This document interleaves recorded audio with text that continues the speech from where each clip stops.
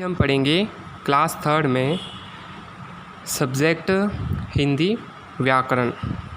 जैसा कि हमने पिछली 3 क्लासों में हिंदी व्याकरण का जो फर्स्ट चैप्टर था भाषा और व्याकरण उसको पूरा पढ़ लिया है और उसके लगभग क्वेश्चन भी अपन ने पूरे कर लिए और इसका मैंने आपको होमवर्क भी पिछली क्लासों में दिया था। आई होप कि आपने अपना होमवर्क कंप्लीट कर लिया होगा।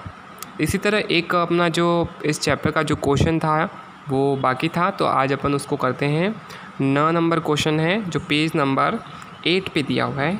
तो उसमें लिखा हुआ है स्पष्ट कीजिए, मतलब अपन इस वर्ड को देखकर अपन को क्या लगता है, आपका इससे क्या तात्पर्य है, वो आपको इसके अंदर स्पष्ट करना है। तो फर्स्ट जो दिया हुआ है न का, वो दिया हुआ है बोली। बोली तो जैसा कि अपन ने पिछले क्लास में पढ़ा था बोली को अपन जैसे शॉर्ट में अगर इसके समझें तो कह सकते हैं भाषा के क्षेत्रीय रूप को अपन बोली कहते हैं। ओके, तो जैसे जो मौखिक लैंग्वेज या ओरल लैंग्वेज जो यूज़ करते हैं अपन, वो भी क्या है, एक भाषा का जो बोली का रूप ही है। तो इसका जो आंसर लिखेंगे वो मैं आपको लिखवा रहा हूँ, आपको मेरे साथ साथ लिखना है। भाषा के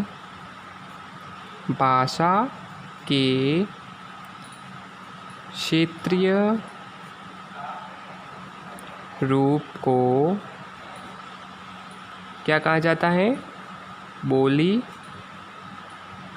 कहा जाता है। ये इसका हो गया आंसर। एक बार वापस रिपीट करते हैं, भाषा के क्षेत्रीय रूप को बोली कहा जाता है। नेक्स्ट क्वेश्चन दिया हुआ है वो है सेकंड, जिसमें लिखा हुआ है लिपि। तो लिपि को समझने से पहले मैं आपको बता दूं, लिपि मतलब क्या होता है कि जैसे हम कुछ बोलते हैं तो हमारे मुंह से कुछ ध्वनियाँ निकलती है और उस ध्वनियों को निकलने के बाद उसके लिए कुछ चिन्हों का प्रयोग होता है।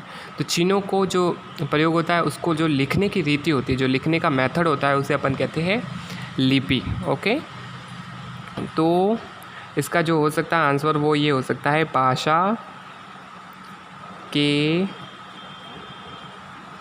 ध्वनियों को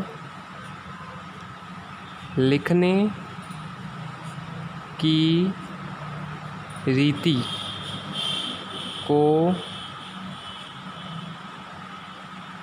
लिपि कहते हैं। ये इसका हो गया आंसर। ओके, तो वापस एक बार रिपीट, भाषा की ध्वनियों को लिखने की रीति को अपन लिपि कहते हैं।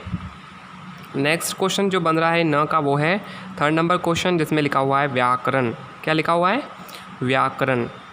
तो व्याकरण क्या करता है अपन को, जैसा कि अपन ने पीछे पढ़ा भी था, व्याकरण क्या करवाता है अपन को, शुद्ध लिखना, शुद्ध बोलना और शुद्ध पढ़ना सिखाता है। तो अब जैसे पढ़ते हैं अपन व्याकरण, तो व्याकरण से मीन्स है जिसकी सहायता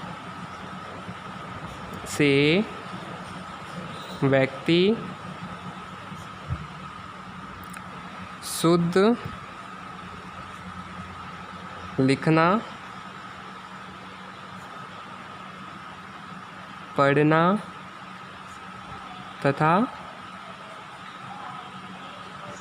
बोलना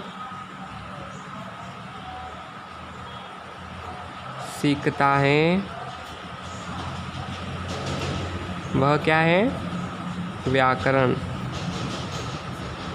अगर आपको व्याकरण का नॉलेज नहीं है तो आप नहीं तो शुद्ध रूप से लिख सकते हो और नहीं शुद्ध रूप से बोल सकते हो या पढ़ सकते हो, इसलिए आपको व्याकरण का नॉलेज होना बहुत ज़रूरी है। ओके, तो आज का जो आपका क्वेश्चन था वो लास्ट क्वेश्चन था इस चैप्टर का न, जो अपन ने पिछली क्लास में छोड़ दिया था वो आज अपन ने कंप्लीट कर लिया है। तो आपका ये चैप्टर कंप्लीट हो गया है, जिसमें सारे क्वेश्चन आंसर भी हो गए हैं और इसको अपन ने पढ़ लिया है। तो अब आने वाली क्लास में अपन इसको शॉर्ट में एक बार वापस रिवाइज़ करेंगे। तो आज का जो आपका होमवर्क रहेगा वो आपको नोट करना है। आपकी जो बुक्स है व्याकरण की, उसमें पेज नंबर 8 पर प्रश्न न दिया हुआ है, जिसको मैंने अभी करवाया है।